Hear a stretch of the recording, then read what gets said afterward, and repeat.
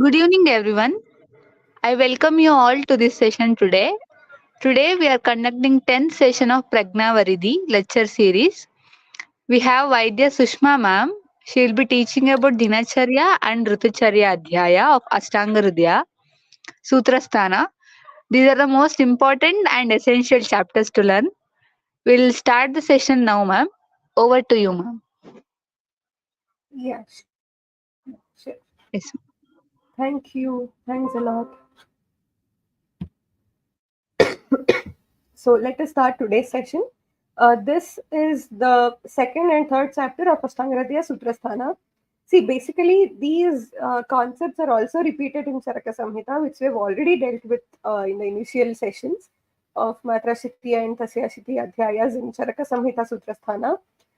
The same concepts have been repeated here because you already know that Ashtanga Hridaya is the concised version of Charaka Samhita and Sushruta Samhita, right? So this is because this is the concised format.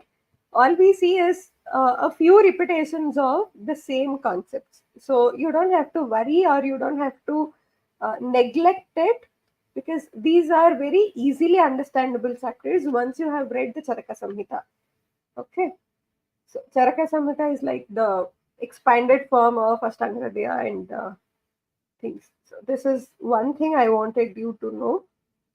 Now that I have already explained to you about Charaka Samhita and you already know about it, know about the Dinacharya and Ritucharya Adhyayas of Charaka Samhita. This one seems to be easier for you, and here it is. Everything is represented in sutra form, right?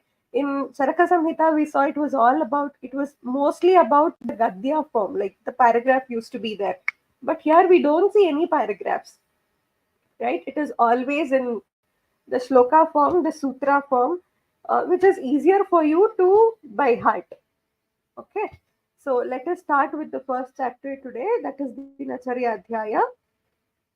Uh, so the next shloka, yeah. So the first shloka is Brahme Muhurte Uttishtet Swastho Rakshartham Ayushaha. So initially he first says that you're supposed to wake up early in the morning. What time do you wake up? He says Brahmi Muhurta, and this Brahmi Muhurta is dependent on various the factor of Suryodaya. Okay. So what is actually Brahmi Muhurta is, it is 1.5 hour before Suryodaya. So that is called Brahmi Muhurta. Who has to wake up by Brahmi Muhurta is who wants to uh, retain their Ayush. Like the 100 years of Ayush is what actually is in Kali Yuga, right? That is what we have understood in the previous classes. So to maintain or to have that Ayu, always you have to wake up by Brahmi Muhurta, is what is the first loka. So after waking up, what do you do? So here in Dinacharya, you see whatever has to be done in a day in proper series. You are not getting any mixture form of concepts here. Like you don't have to get worried, or you don't have to get confused of what things has to be done after what. He has already, Vagbhatacharya has already explained us in the same manner that we have to follow how a Dinacharya has to be followed. The same manner Acharya has already explained to us. So we don't have to worry. So as soon as you wake up, what do? You start with your hygiene practices of the day. That is called Shautsa Vidhi, and the first part is Danta Dhavana. If you brush your teeth. So what do? He says, so he says, Sharira Chintam Nirvartya, Krita Shautsa Vidhistataha, Arkan Yagrodha Khadira Karanja Kakudhadik. Okay, so the second half of first shloka where he says, Sharira Chintam Nirvartya, here he says you have to get rid of whatever is irritating your body. Sharira Chintam. Okay, Chintam here is Mutra and Purisha. Okay, whatever has got digested in the body and whatever the excreted part is there, the Malarupa of the Ahara Rasa, that has to get out of the body. That is a chinta for the body because it is not required anymore, right? If that is there, then that causes chinta and you have to get rid of it. So what you do is, initially once you wake up, the person has to finish up, he has to get cleared of his bowels and urine, whatever has been collected overnight, and then he does the brushing of the teeth. So what are the drugs used for brushing of the teeth? He says Arkan, Yagrodha, Khadira, Karanja and Kakubhadikam, etc. Kakubha Adikam means it is etc. There is again a controversy here. There are different opinions given. Kakubhadijam or Kakubhadikam differs. Both the meanings are the same. Kakubhadijam means whatever these are the drugs, and whatever is born out of it is what you have to use. The meaning comes like that. If the meaning is taken as Kakubhadijam, and if you take the other format of Kakubhadikam, it becomes like etc. Similar these herbs or similar to these herbs is what we can understand. Okay, so you don't have to get worried about there also. Either of the format is right. Next he says, Pratar Bhuktvacham Ridvagram Kashaya Katutiktakam Kanini Samasthaulyam Pragunam Dwadashangulam Bhakshayed Danta Pavanam Danta Mamsani Abadhayan. Right? So he says, once you wake up, you have to chew. I mean, you have to finish up all your motions, and you have to get cleared with the bowels, urination, everything, and then you have to do brushing with all of these, any of these or all of these herbs.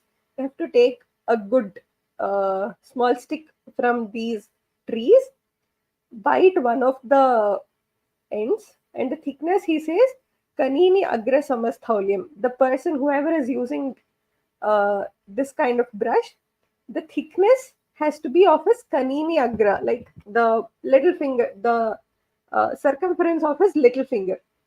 Okay, that much of thickness has to be there, and the length has to be Dwadashangulam, that is 12 inches. So 12 inches long, and the thickness with which is equal to the little finger of that person. Okay, so take a stick of this and then chew it at one end, make it into a brush, and then use it to brush your teeth. So he says, Bhakshaya Danta Pavanam Danta Mamsani Abadhayan. You need not have to press a lot and brush your teeth. You have to take care of the gums also, so you cannot press too much. Okay, so this is what he says. And the very important point here is Prataha Bhuktvacha. This word is very important. Prataha Bhuktvacha means once you wake up in the morning, you have to do this. And Bhuktva, every time after you eat, after your every meal, you have to do this. So that's that the word cha is very important. Prataha Bhuktvacha. He says once in the morning you wake up, and again every time you have the meal, you have to do this. Pratar Bhuktvacha. Important point. Okay. Next, what we understand, next concept here is about who has to do the brushing and who should not do. These are the contraindications. Nadyad ajirnavamathu shvasa kasa jwararditi trishna asyapaka hrit netra shiraha karna amayicha tat. So he lists out whoever should not do the brushing. Na adyad ajirna, whoever has got ajirna, vamathu, like vomiting sensation, or who has vomited out, shwasa kasa and jwara arditi. So whoever is suffering with shwasa kasa and jwara, then trishna asyapaka,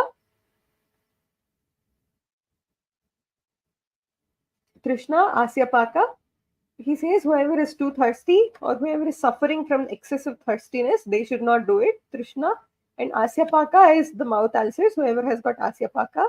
Hrit, netra, shiraha, karna, amai, whoever is suffering with any of the following organ diseases, like of hridaya, netra, eye disorders, shiraha, or any disorders related with the head, and any disorders related with the karna, ears. All of these persons should not do brushing. Okay, so Next, he says after Dantadhavana, the next thing Dinacharya he says is Anjana Saviram Anjanam Nityam Hitam Akshnoho Tatho Bhajit. Same concept we have already seen in Charaka Samhita. So Saviranjana is what you have to follow every day. You can do that every day. Okay. Hitam Akshnoho Tato Bhajit. You have to follow Saviranjana every day. Okay. Next, he says about Rasanjana, which here the shloka is Chakshuhu Tejomayam Tasya Visheshat Shleshmato Bhayam Yojayet Saptaratre Asmat Sravanarthe Rasanjanam. So every day you use Saviranjana, but weekly once you can use Rasanjana. He says the same shloka we have seen in Charaka Samhita, also the same concept we have seen there also. He says every 5 or 7 days you have to use Rasanjana. Here he says every 7 days you have to utilize Rasanjana. Okay, that is the only difference. And the justification of using Rasanjana uh, every 7 days is the same. Chakshuhu, because the eyes are uh, predominantly having Tejo Mahabhuta. It is not good for it to contain too much of Shleshma in it. So to get rid of that Shleshma, you are utilizing Rasanjana every 7 days for the Sravana of the Shleshma. Okay, so this is one next point here. And after this, we have Tato Navana Gandusha Dhuma Tambula Bhagbhavet. After brushing, after Rasanjana, after Saviranjana or Rasanjana, next he says you have to do Navana, Gandusha, Dhuma, and Tambula. So he has explained everything here in the same shloka. Okay, so Navana is Nasya and Gandusha is holding the oil pulling, what we say in normal uses. Gandusha is generally uh, holding the oil in the mouth. There is no movement in that. And then you have to take dhuma and then tambula for mukha saugandha. So he says these are the next concepts. So who has to take tambula, who should not take tambula, he explains in the next shloka.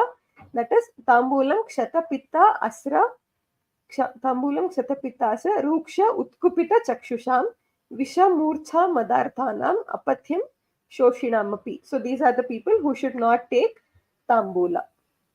Okay, it's just a list of diseases, whatever he is explained here, just by heart the shloka.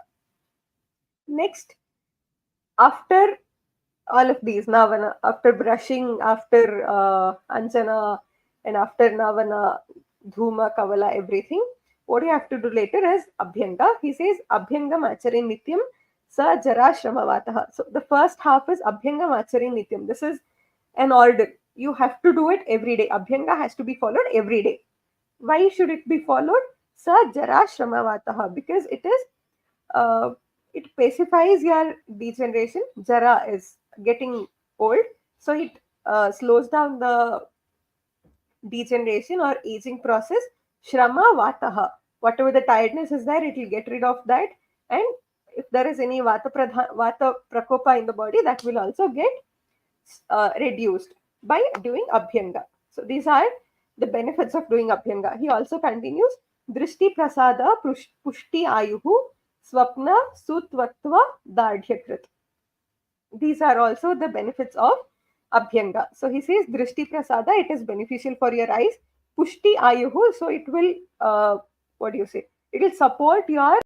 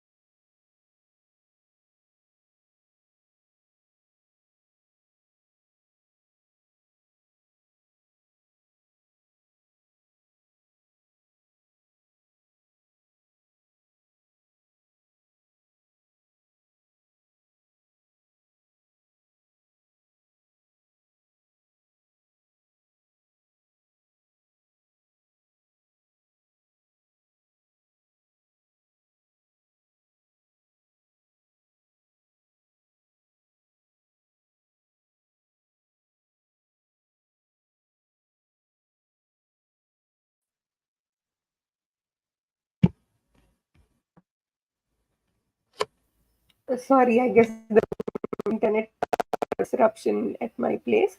So we were understanding if Abhyanga can be followed every day, how it has to be done. Like the full body massage, like you apply oil all over your body and wait for some time, take a good steam. Is it possible? So now he has told us where all Abhyanga is very necessary every day. He says, Shiraha Shravana Padeshu Tam Visheshena Shilayit. These are the places where it is very, very important for you to practice Abhyanga. That is Shiraha, Shravana, and Pada. Like your head, ears, and the feet. These are the places where you have to very specifically do Abhyanga.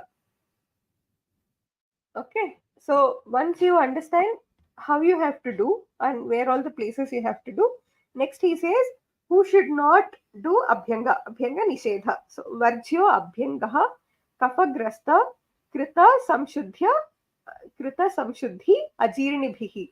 So these are the few conditions where Abhyanga should not be done. Varjyo Abhyangaha. Abhyanga has to be stopped with people who have got kapha-grasta, like who have kapha pradhana vyadhis and who have increased kapha in their body. Next is krita samshuddhi, like whoever has undergone shodhana, like any of the panchakarmas, they should not undergo abhyanga.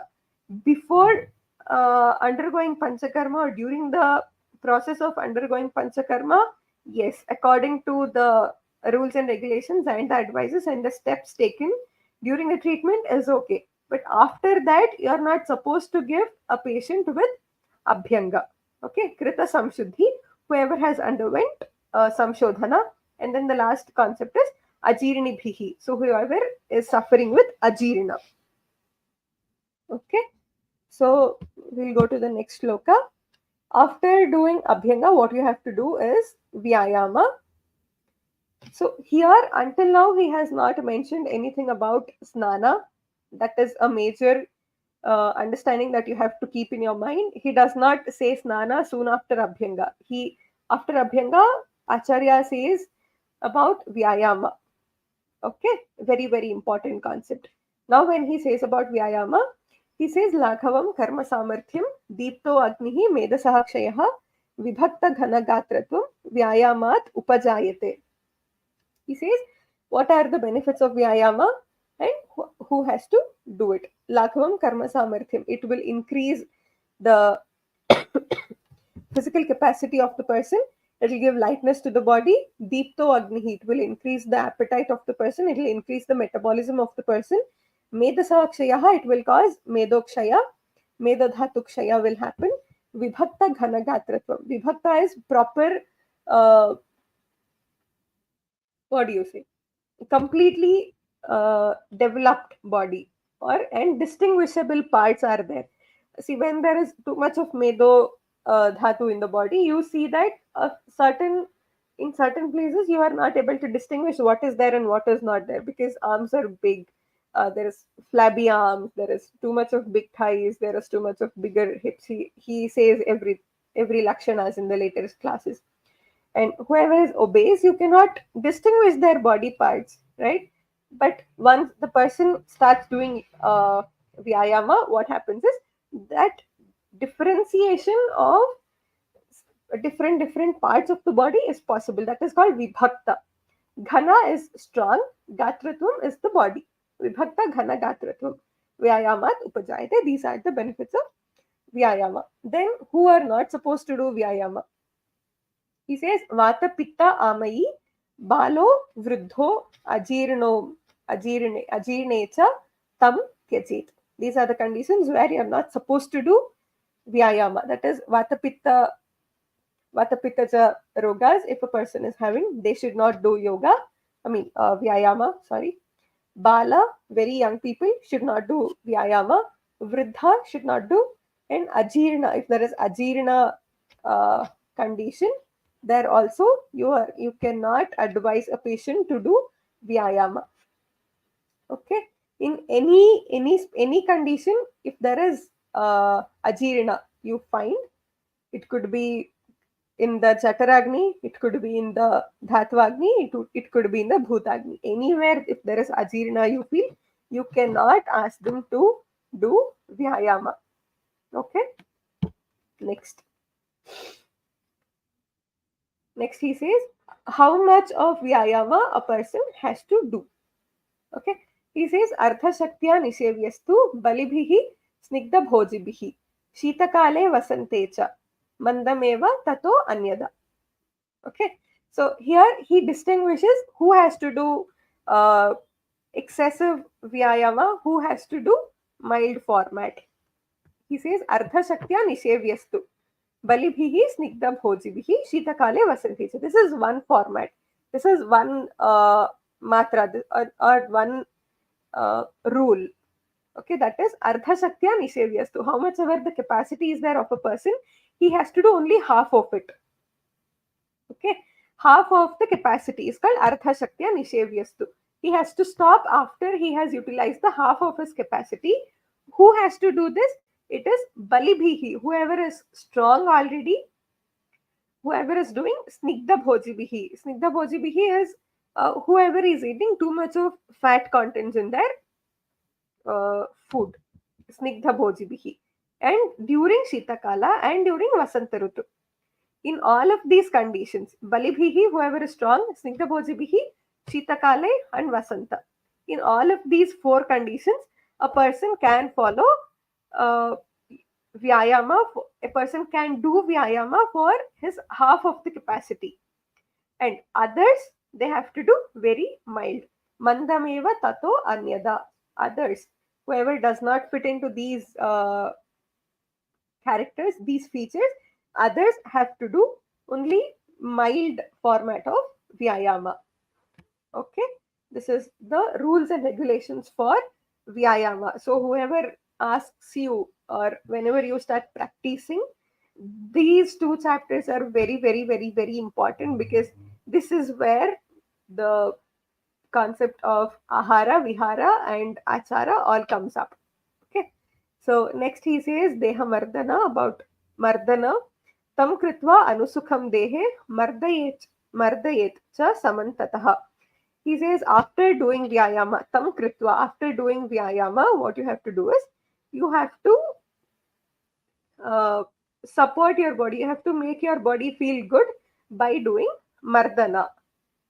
Okay, like mild format of massage. Next, he says about ati vyayama nishedha, that is trishna kshayaha pratamako raktapitam shramaha klamaha ati vyayamataha kaso jwaraha chardishcha jayate. What happens if you do excessive vyayama? He says you have to do it half of the capacity, and otherwise you should not do too much of vyayama and all. Now he is telling what happens if you do ati vyayama. The complications are trishna, excessive thirst; kshayaha is loss of all the dhatus and etc. Pratamaka is one format of tamaka shwasa, pratamaka shwasa. And then raktapitta, shrama, excessive tiredness. Klama is the person will not be able to do any other work because he has done too much of vyayama. Okay. And all of these are the complications of ati vyayama. And then he also lists out a few more: kasa, jwara, and chardi. These are the complications of doing ati vyayama. Very, very important. And then what happened? Like, why should you not do ati vyayama? Is he says vyayama jagara adhva stri hasya bhashyadi sahasam gajam simham ivakarshan bhajannati vinashati. What happens if you do excessive vyayama? He gives an example here. He has explained us the complications earlier. He says actually what happens. Same example is given in Charaka Samhita also. We have already dealt about it there, but I'll repeat it now. Here he says Vyayama Jagara Adhva Stri Hasya Bhashyadi Sahasam. All of these things, if you do in excess, okay, any of the following or all of the following, all of the above listed activities, if you do in excess, what happens is Gajam Simha Iva Akarshan Bhajannati Vinashyati. Like how the elephant attracts the Simha on its own, and ends up being destroyed. Similarly, the body will also uh, attracts whatever the complications are there, and he'll destroy himself. That is the example given here, very very important. So after this he explains about Udvartana. Udvartanam kafaharam megasaha pravilayanam sthirikaranam angana tvak prasadakaram param. He says here there are four qualities explained of Udvartana. Udvartana is kapahara, it will reduce the kapha. Medasaha pravilayanam, it will liquefy the medas, it will make the meda softer. Pravilayanam. Sthirikaranam angana, this is the third one, it will give proper stiffness to the body. Tvak prasadakaram, it will give good uh, glow and complexion to the skin. Next, he explains about snana. So, after all of these procedures, now he is coming to snana. You understand? Abhyanga, and then mardana, and then udvartana, and then now he is explaining about snana. Okay, this series is important when you are treating the patient. So now he explains about snana gunas, that is Deepanam, Vrishyam, Ayushyam, Snanam, Urja Balapradam, Kandu Mala Shramasveda, Tandra, Trit, Daha, Pakmachit. So whenever you see about any benefits or the utilizations of any activities here, you see that there is a certain places where it will help the body.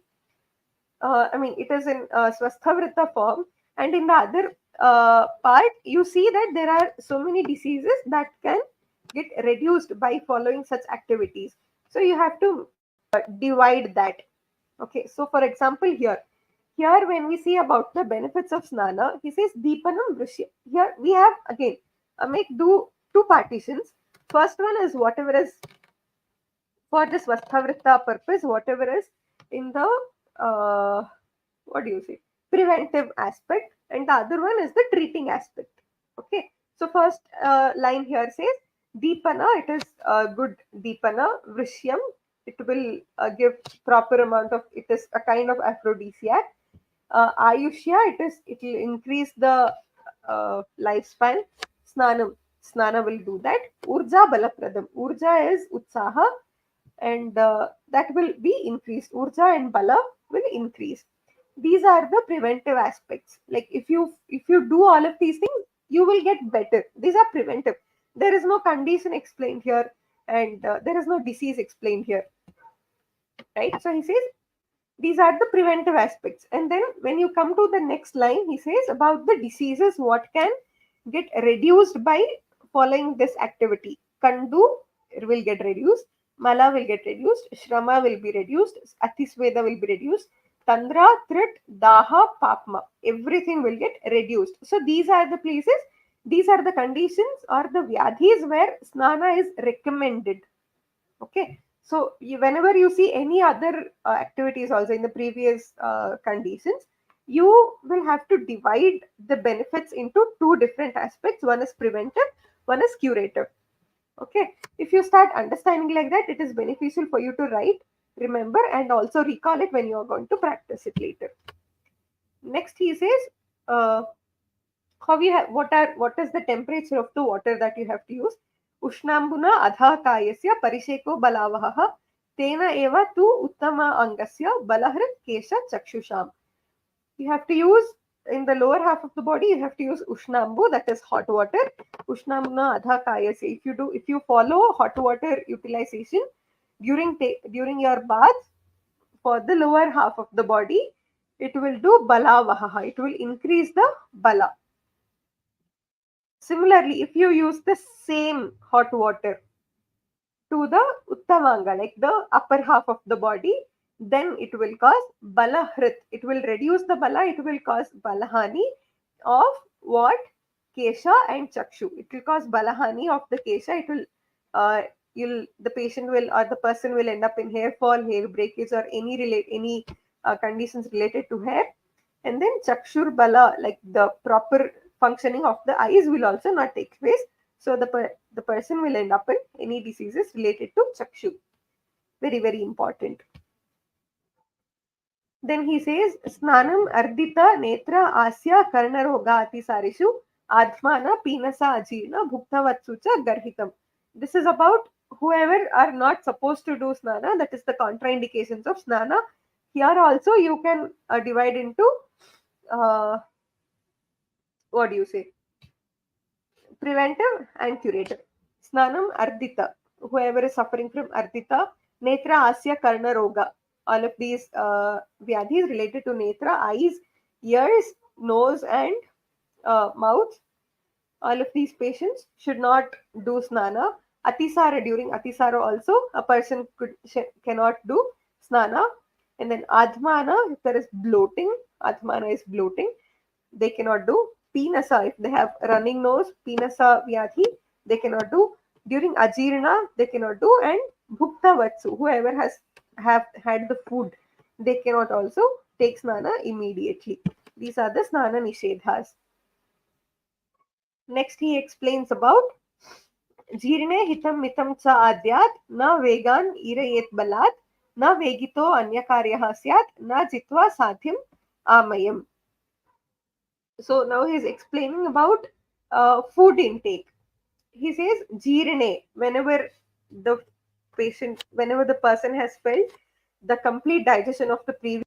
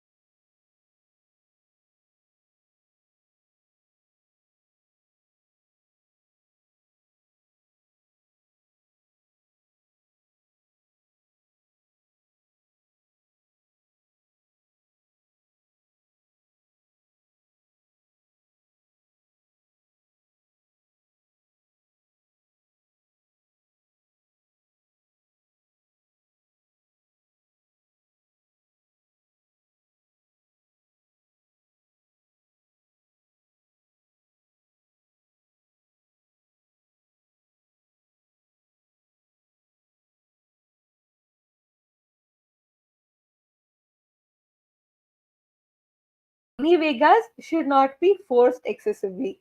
Also, he says, na vegito anya karyaha. Even if the vegas have been expressed, he cannot stop and involve in any other activities.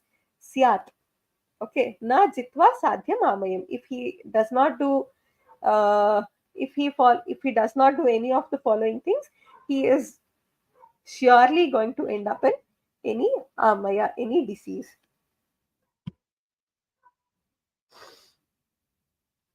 Then he explains about sukharthaha sarvabhutanam mataha sarvaha pravrittayaha sukham cha na vina dharmat tasmat dharmaparo bhavet. So from here we will be starting to see about the swasthavritta, uh, like about the activities, what has to be done, who should speak, who should not speak, where should you do whatever the things are, everything. So now we'll be starting with the activities, like maybe about Acharya Rasayana kind of explanations is what we will be seeing from now.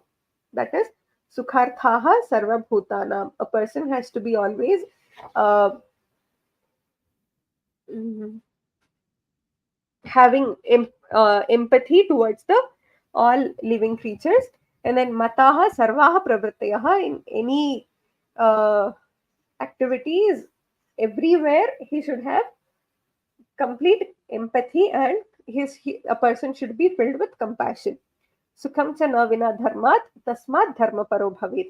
If there is no happiness, then there is no dharma. So a person should always follow his dharma, like whatever the responsibilities he has. Next, he says, Bhaktya Kalyana Mitrani Seveta Itara Duragaha. He says, you should always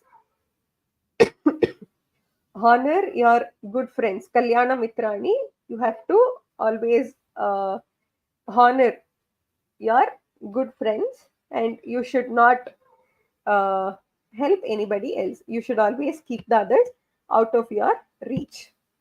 Next, he says, Dashavidha Papakarma here. Himsa, Asteya, Anyatha Kamam, Paisunyam, Parusha, Anruta, Sambhinalapam, Vyapadam, Abhidhyam, Drigviparyayam, Papam Karma iti Dashadha, Kaya Vak Manasaihi Tyajit. This is an important question for your exams and also for your Viva. Very, very important. By heart the shloka without fail. So these are the Dashavidha Papakarmas, whatever a person should never do, either in his physical format, Kaya, Vak, either in his words or in his manas. He should not even think of it or speak of it or act. What? He says the 10 things. Himsa. That is, he should not uh, end up in violence. Asteya is theft. Anyatha Kama is desiring of whatever the others already have. Paisunya is should not behave or should not uh, hurt the pashus. Paisunyam. Parusha is harsh words. Anrita is lies. Sambhinna Lapa is uh, talking irrelevant. Vyapada is a tendency to harm any people. Vyapada. Abhidhya is again longing for other people's belongings, whatever the other people has. Desiring of those things is called abhidhya. Drigviparyaya is uh, Drigviparyaya is not able to understand the proper Shastra, and if he does not understand the approach of any Shastra, maybe you could consider this as atheism, like not abiding by the rules, whatever is explained in Shastras. These are the 10 things that a person should never do. These are considered as Dashavidha Papakarmas, and these has to be avoided through the body, mind, and words. Next, he explains avritti vyadhi shokartam anuvarteta shaktitaha. That is, you avritti vyadhi shokartam, for all of these people who does not have work, avritti vyadhi shoka artha. Vyadhi shokarta. Like whoever is grieving due to their vyadhi, for all of these people, you should always help only according to your capacity. You should not, your capacity and the receiver's capacity, both. You have to consider everything and then only help, not go beyond it. And then he says, Atmavat satatam pashyet api kita pipilikam. You have to always feel that the other animals are also like you, even for the kita and pipilika, like even for the smallest insects and ants, you should always feel that everybody are like you and everybody have their own value. And then he says, Archayet Deva Go Vipra Vridha Vaidya Nripa Atithin. All of these people has to be worshipped properly. You cannot escape from that. And then he says, Vimukhat na arthinaha kuryat avamanyeta na akshipet. Vimukhat, like you should not send back whoever is asking you for help. If anybody asks you for help, they should not be sent back, or they should not be uh, insulted. Okay, you have to help how much ever possible. He says, Upakara pradhanaha syat, apakara pare api, apakara pare pyarau. He says, uh, you have to always be uh, interested in helping the other person. Upakara pradhana, you should always help the other one. Syad apakara pare, you should never uh, go back. You cannot take your step back whenever you want to help. You should always be helping them. Sampad vipatsu ekamana hetau irshyet phalenatu. You should always take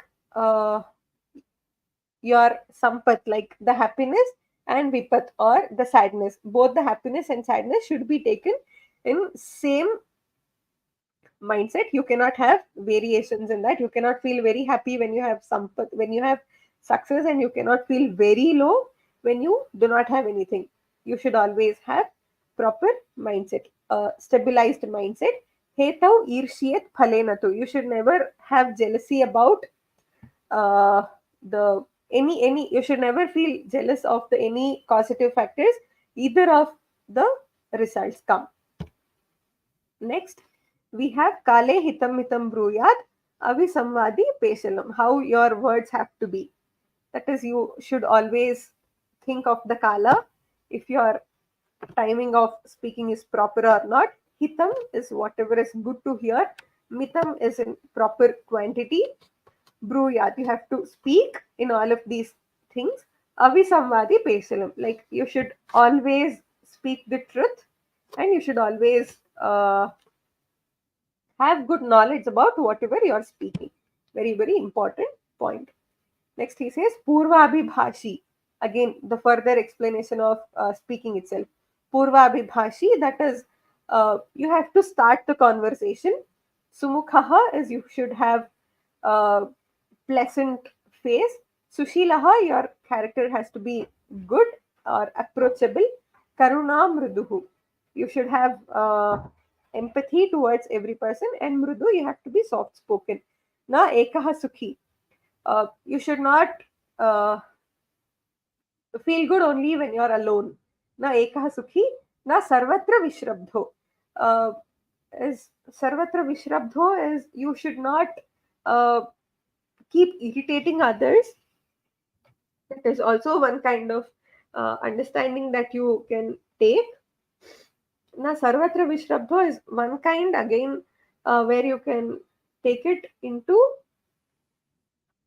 uh, you cannot be attached to every person and everywhere also. Neither you can be alone, nor you have to be attached with every person. And also, nacha shankitaha, he says you cannot keep doubting on every single person. Then he says, na kanchid atmanaha shatrum, na atmanam kasyachit ripum, prakashayet na apamanam, na cha nisnehatam prabhoho. He says, na kinchit atmanam shatrum, atmanaha shatrum. You can, you should never consider about expressing your enmity towards other person or to yourself. And na atmanam kasyachid ripum. This is the meaning of the whatever explanation I gave you earlier. You should never express about your enmity towards other person.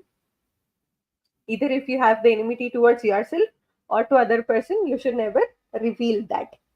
And you should also prakashayat na apamanam. You should not express your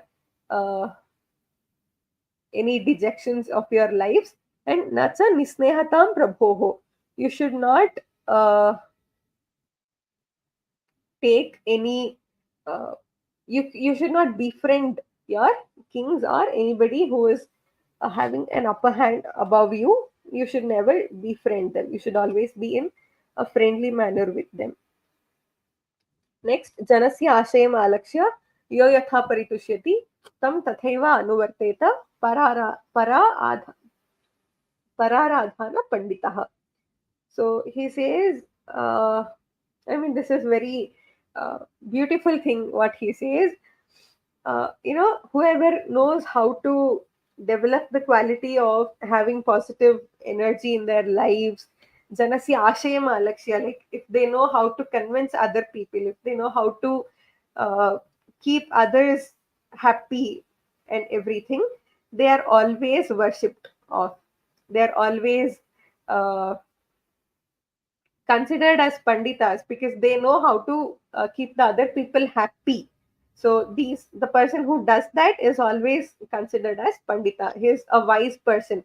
So a wise person will always keep others happy, and he'll always consider about what is their opinion and try to express things in their way itself. He does not become an enemy to any person. That is what is the meaning here is.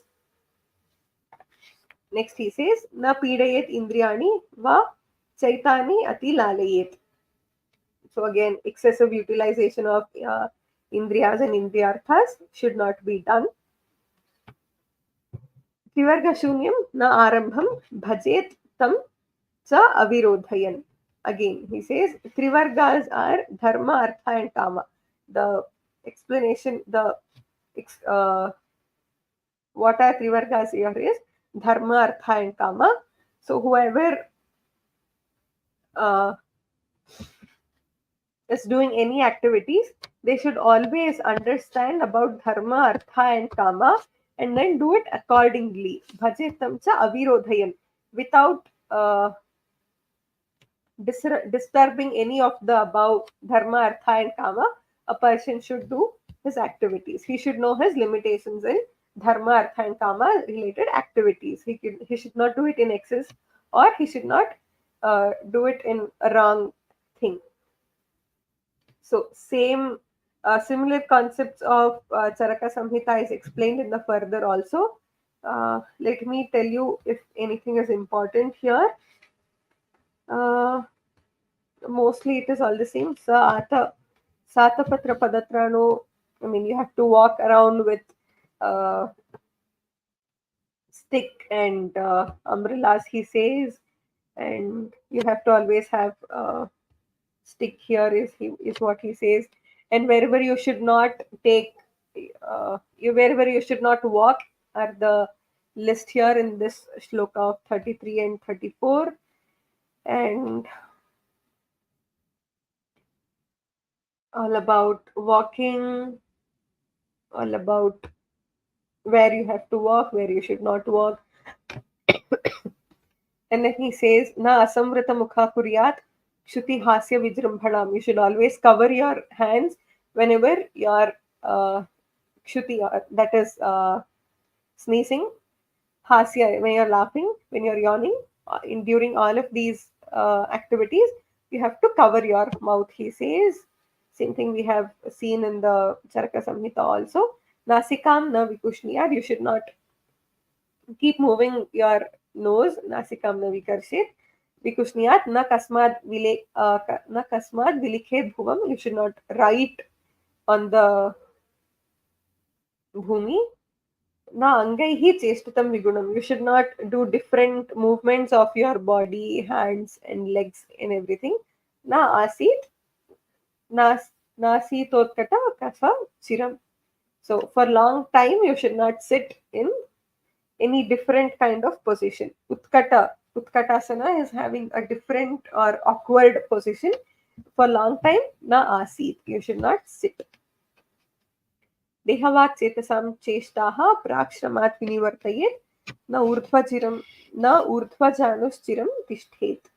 So again, it is all about the physical activities that you have to avoid. Naktam sevita nadruvam, similar kind of explanations come here. You can just go through the meanings and start understanding. See, until the part where we saw about snana, you have to by heart all the slokas because those are the definitions and qualities and all. Those are very, very important for your exam. 2 mark or 3 mark questions is for sure from this chapter. Very, very sure, because they are all very small and important points. You have to by heart the shlokas. But after that, whenever he starts with the Sadvrata and all about the activities related here, that is okay if you by heart, or if you don't by heart, that's okay. But utilizing the words here is utilizing whatever the explanation was given in the shlokas. You have to use the same words, you cannot change that. Okay, so similar concepts are explained here. So this is where we finish the first the first chapter of today's concept, today's thing, that is Dinacharya. Now we move on to Ritucharya. Okay. So in Dinacharya, you can expect for about five mark question also, 2 mark question also, and 3 mark question also.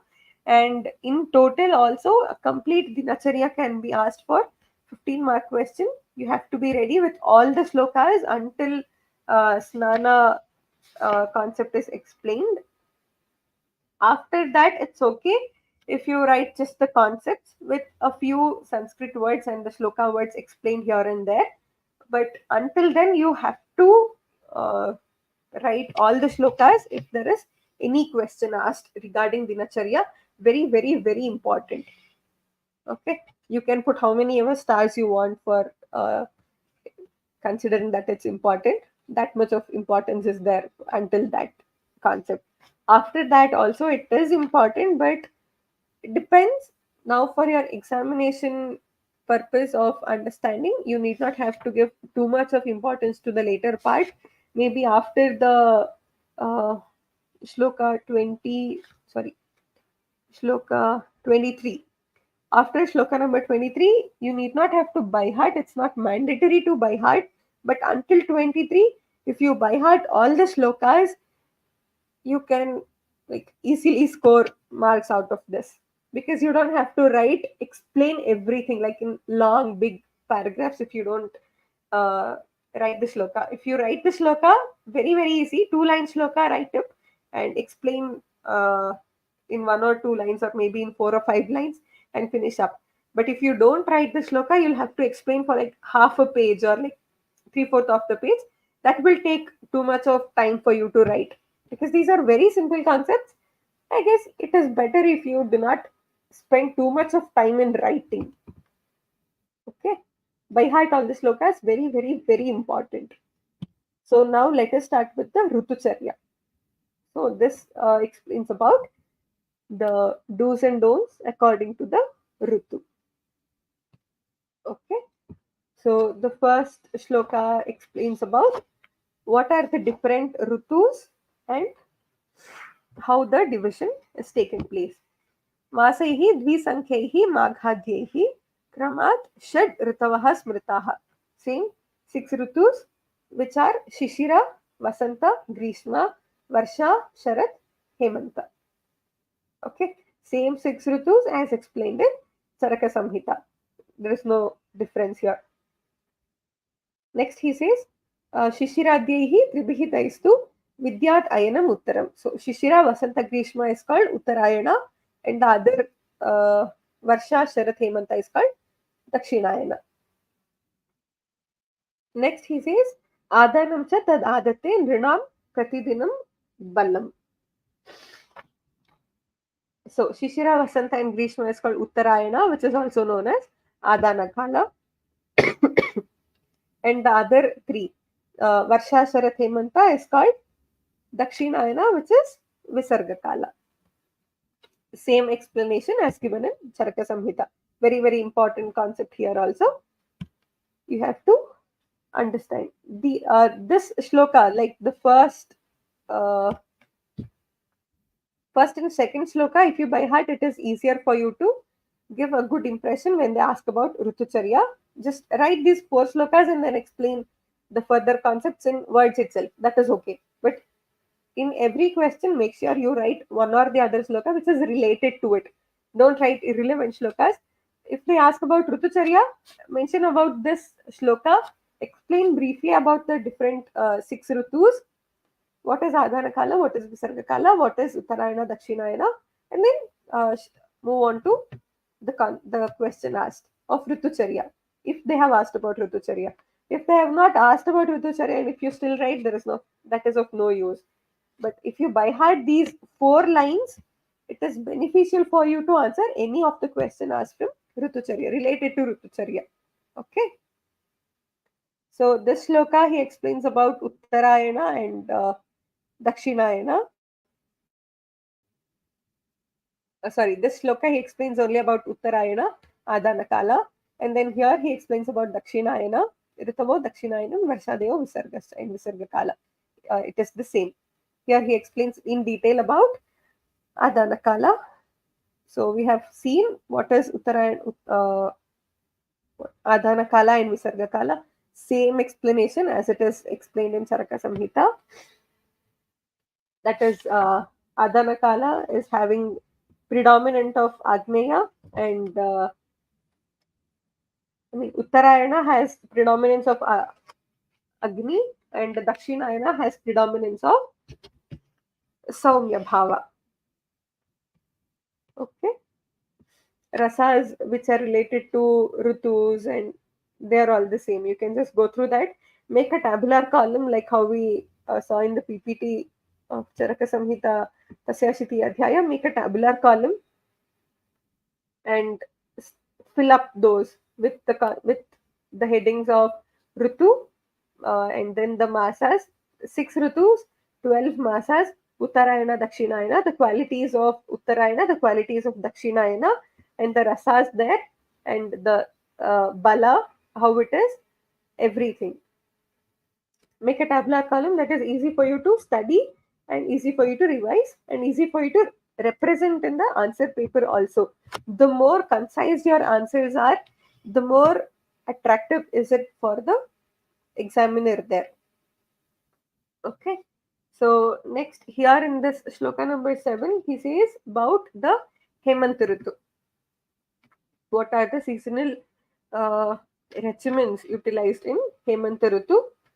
Hemant Ritu is like the early winter, when the winter season starts. That is when it is called Hemant Ritu. He says, Balinaha Shita Samrodat Hemante Prabalo Analaha Bhavati Alpa Indhana Dhatun Sa Pached Vayuna Iritaha Ato Hemant Ato Hime Asmin Seveta Swadu Amla Lavanat Rasan.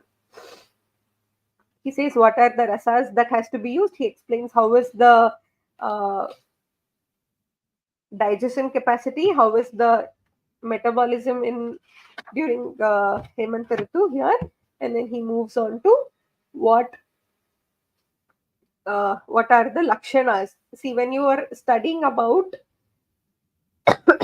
Ritu, okay, in Ritucharyas with respect to Charaka Samhita or with respect to Astanga Hridaya, what you have to make sure is what you have to make a tabular column again here, explaining about every Ritu. In every Ritu, you have to understand the Agni Bala, you have to understand what do you say, Daihika Bala, Sharirika Bala, Agni Bala, and then you have to understand the predominance of which Mahabhuta is predominant and which dosha undergoes prakopa, prasamana, or anything. If either of them happens, what happens, and which is the best panchakarma for that particular Ritu. If that is explained, if it is not explained, you need not have to worry. All you have to worry is about dosha prakopa and prasamana. Okay, and then you have to understand what rasas are to be taken. How is the character in the nature, like what are the changes that happens, what is the duration of day and night, what is the uh, like if there is dryness in the environment, if there is dryness inside and if there is dryness outside, or if there is too much of sliminess or if there is too much of snigdhata, any of them, any of the lakshanas, any of the gunas which are expressed either in the nature or inside the body, split up all of these kind of explanations which are written in every Ritu. For every Ritu, you have all of these lakshanas explained. Okay, so you have to make a chart of it and then start reading, right? Next, he also explains about various ahara. What is the ahara that has to be taken? What is the vihara that has to be followed? whether Abhyanga has to be done, whether Udvartana has to be done, whether uh, Sugandha Lepana has to be done, whether Stri Sahavasa can be done, whether it should not be done, whether the person has to stay in underground or whether the person has to stay in a complete secluded place or covered place or hot place or cold place, how, where the person has to live, what are the kinds of food that he has to take, rasas that he has to take, what are the specific kind of foods that has to be followed in every ritu. So these are the uh, parameters under which you can study every ritu. Okay, so make a big tabular column which contains all of these concepts, all of these parameters, and start filling up. So you have a big chart which contains all of this. So at a glance, you'll be able to understand the different uh, modalities, what are the different explanations, what are there, and you'll be able to study with comparison.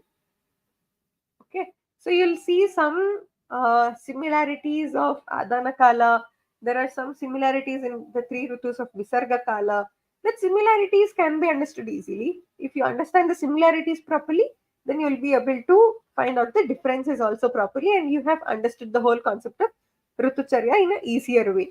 This is how you have to study about Ritus, every Ritu.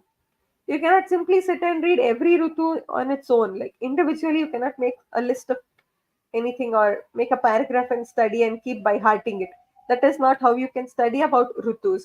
You have to make a tabular column, make a big table of it with all of these parameters, what I told you. How much ever, if it is possible to decipher you can make it n number of parameters also. You need not stick on to whatever I have told. Make different parameters and then start filling up those columns so that you have a proper idea of whatever is explained in every single ritu.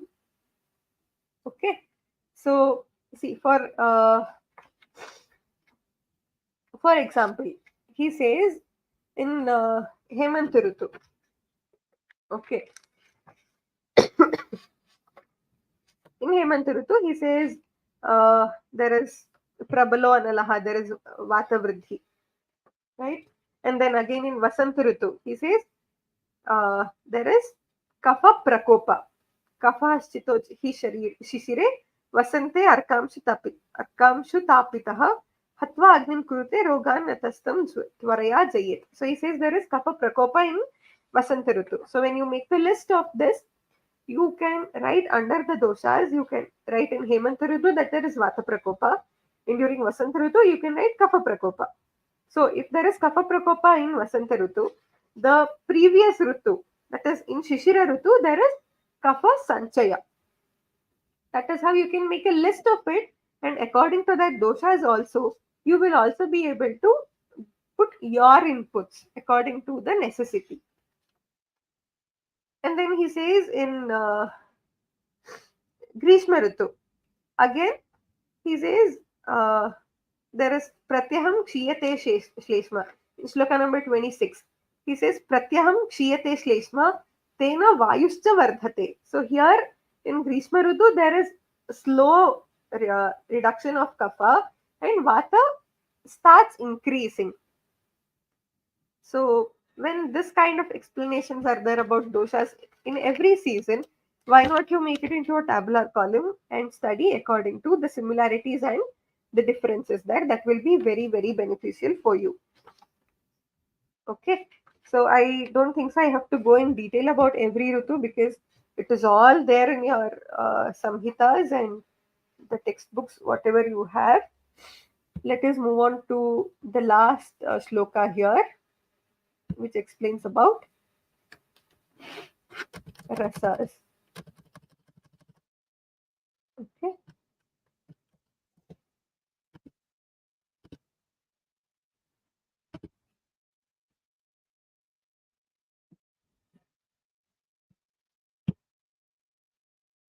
Okay. So until here, he has explained about all ritus and everything.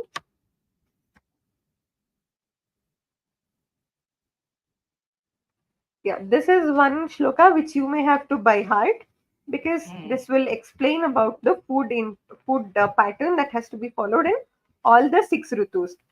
Okay, this is an important shloka that you may have to by heart for easier remembering of the food kinds or ahara explanations related to the ritus. He says, Sharad Vasant, yeah, Shite Varshasu Chadyam Strin Vasante Anyan Rasan Bhajet Swadum Nidhage Sharadi Swadu Tikta Kashayakan Sharad Vasantayoho Ruksham Shitam Dharma Ghanantayoho Annapanam Samasena Vidparitam Ato Anyada. Very easy shloka to by heart. It has very good explanation also. He says in Hemant Ritu, you and Shishira Ritu and Varsha Ritu. Okay, Shite Varshasu Chadyam Stream Vasante. So from during Shita Ritus until Vasanta Ritu comes, in the initial 3 Ritus, you have to utilize rasas, which are the first 3, that is Madhura, Amla and Lavana. Shite Varshasu. From during the Shitakala until Varsha Ritu, you have to utilize the initial 3 rasas, that is Madhura, Amla and Lavana. In Vasanta Ritu and after that. In Vasanta Ritu, what you have to do is utilizing Tikta Katu Kashaya rasas. And in Grishma Ritu, you have to use predominance of Madhura, that is Nidagha is called Grishma Ritu. It is a synonym, important. During Grishma Ritu, you have to utilize more of Swadu, that is Madhura Rasa. And in Sharad Ritu, you have to utilize more of Madhura, Tikta and Kashaya Rasas. Okay. If you by heart the shloka, it is very easy for you to understand and reciprocate in the exams. Then he says what kind of foods has to be taken. During Sharat and Vasanta Ritu, you have to utilize more of Ruksha Ahara. And in the other 4 Ritus, he says you have to use the opposite kind of foods like Viparitam, that is Snigdha. Snigdha Napana has to be followed in the other Ritus. So in Sharad and Vasanta, if you use Ruksha and Shita Aharas, in the other Ritus, you have to utilize Ushna and Snigdha Ahara. Okay. So this is a beautiful shloka which you by heart and easier for you to remember for your exams later. Nityam sarvarasabhyasaha swa adhikritya matavritau. So all 6 rasas has to be utilized. Nityam sarvarasabhyasaha. All 6 ritus has to be utilized every day. But predominance of those rasas has to be followed according to the ritu. It doesn't. So whenever in the previous sloka, as he has explained about the rasas, he gives a caution that you should not use only these rasas every day. You should always do sarva rasa abhyasa, but having predominance of these rasas is beneficial. And then he says, Ritvar Antyadi Saptaha Vritu Sandhiriti Smritaha. Very, very important shloka and important question also. This is about Ritu Sandhi. Okay. So Ritu Sandhi is the place when the Ritu starts changing. So the shloka is very, very important. Ritvar Antyadi Saptaha Vritu Sandhiriti Smritaha Tatra Purvo Vidhistyajyaha Sevaniyo Aparaha Kramat Asatmyacha Hirogaha Sivu Sahasa Tyaga Sheelanat. So he has explained about different Ritucharyas. In different ritus, whatever the ahara achara and vihara has to be followed. Now he says you cannot suddenly start changing your this kind of anapana and viharas. You have to take it slow. How should you do it? He says tatra purva vidhistyajya. You have to slowly stop the previous ritu rules and regulations and start utilizing the further ritu rules and regulations slowly. Okay. So during the last last week of the previous ritu and the first week of the further ritu. So that 15 days is called Ritu Sandhi.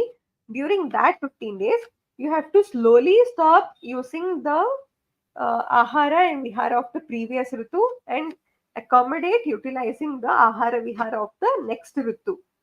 And if you do not do such kind of slow change, then you are for sure you will end up in roga. Okay, if you stop utilizing the previous ritu ahara vihara suddenly and stop and start the further ritu ahara vihara, then you are for sure you will end up in any roga, is what the acharya wants to tell us, and this is the caution. So by this we end the session of Dinacharya and Ritucharya. I have not explained in detail about Ritucharya because everything is just there in the shlokas. Just go through that, make a tabular column. Okay, very easy for you to remember for the exams.